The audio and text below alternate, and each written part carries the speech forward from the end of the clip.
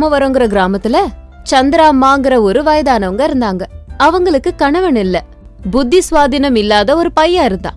அவன் பேரு தங்கவேலு. அவனுக்கு எந்த வேலையும் தெரியாது. சாப்பிட்டு சாப்பிட்டு ஊரு சுத்திக்கிட்டே இருப்பான். அதனால ஊர்ல இருக்க எல்லாரும் அவனை முட்டாள் தங்கவேலுன்னு சொல்லுவாங்க. சந்திரா தன்னோட கணவன் சேர்த்து வச்ச பணத்துல இவ்ளோ நாள் வாழ்ந்து வந்தாங்க. அந்த பணமும் தீரப்போகுது. அதை யோசிச்சுட்டு இருந்த சந்திராம்மா தங்கவேலுவ கூப்பிட்டு, எப்பா தங்கவேலு, இவ்ளோ நாள் அப்பா சேர்த்து வச்சிருந்த காசுல எப்படியோ குடும்பத்தை நடத்தினோம். ஆனா அந்த பணமும் தீர போகுது. இப்ப நீதான் ஏதாவது வேலை செஞ்சு நம்ம குடும்பத்தை காப்பாத்தணும் அப்படின்னு சொன்னாங்க. தங்கவேலு நல்லா யோசிச்சு, அம்மா, எனக்கு வெளியில போய் வேலை செய்யறதுக்கு தெரியாது. அப்பா சம்பாரிச்சதுல கொஞ்சம் பணம் மிச்சம் இருக்குல்ல, அதுல ஒரு மாட்டை வாங்கி அது நல்ல மேய்ச்சலுக்கு விட்டா அது நல்ல பால் கறக்கும். அதுல நம்ம குடும்பத்தை நடத்தலாம் அப்படின்னு சொன்னான். சந்திராமாவுக்கு தங்கவேலு சொன்ன யோசனை சரியா இருந்ததால அந்த பணத்துல ஒரு பசுமாட்டை வாங்கி தங்கவேலு கிட்ட கொடுத்தாங்க. தங்கவேலு தினந்தோறும் அந்த மாட்டை மேய்ச்சலுக்காக தூரமா கொண்டு போனான். அந்த மாதிரி ஒரு நாள் பசுமாட்டை மேய்ச்சலுக்கு கொண்டு போகும்போது தங்கவேலு ஒரு ஓணான பார்த்தான். சின்ன வயசா இருக்கும்போது யாராவது ஓணான பார்த்தா அதுகிட்ட வேணுங்கிறத கேட்டா உடனே தங்கமோ பணமோ அது கொடுக்கும்னு கேள்விப்பட்டிருக்கான். அது உடனே யோசனைக்கு வந்தது.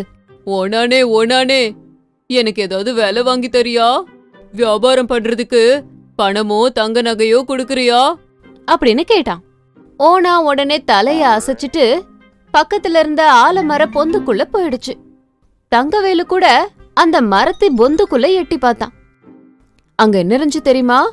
மினு மினுன்னு மின்ற தங்கங்கள் இருந்துச்சு. தங்கவேலு ஆச்சரியப்பட்டு, ஓனானே ஓனானே, நான் கூட உன்ன மாதிரி தங்க வீடு கட்டுற அளவுக்கு வேலை வாங்கி தரியா அப்படின்னு கேட்டான்.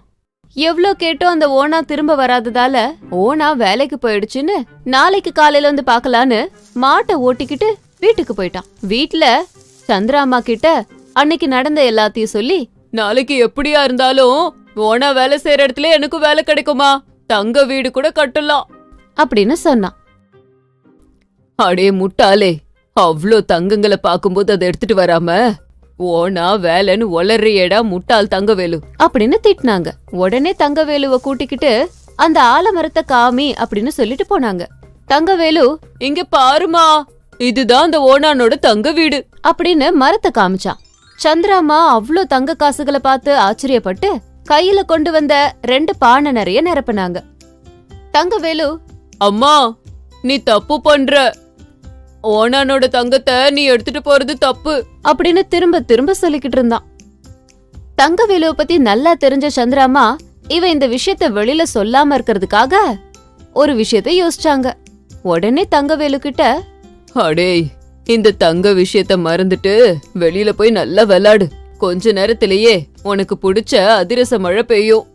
நீ கொஞ்ச நேரத்துக்கு முன்னாடி மாட்டை ஓட்டிட்டு போனதுக்கு அப்புறம் பக்கத்து வீட்டுக்காரங்க சொன்னாங்க அப்படின்னு சொன்னாங்க. ஹை, அதிரசமா எனக்கு ரொம்ப பிடிக்கும் அப்படின்னு தங்கவேலு வெளியில போய் அதிரச மழைக்காக காத்திருந்தான். உடனே சந்திராமா தான் செஞ்சு வச்சிருந்த அதிரசத்தை தங்கவேலு மேல வீசி எறிஞ்சாங்க. தங்கவேலு, ஹை, அதிரச மழை அதிரச மழை அப்படின்னு தனக்கு கிடைச்ச அதிரசத்தை சாப்பிட்டான். அந்த நேரத்துல சந்திராமா தங்க நாணயங்களை தோட்டத்துல யாருக்கும் தெரியாம புதைச்சு வச்சாங்க.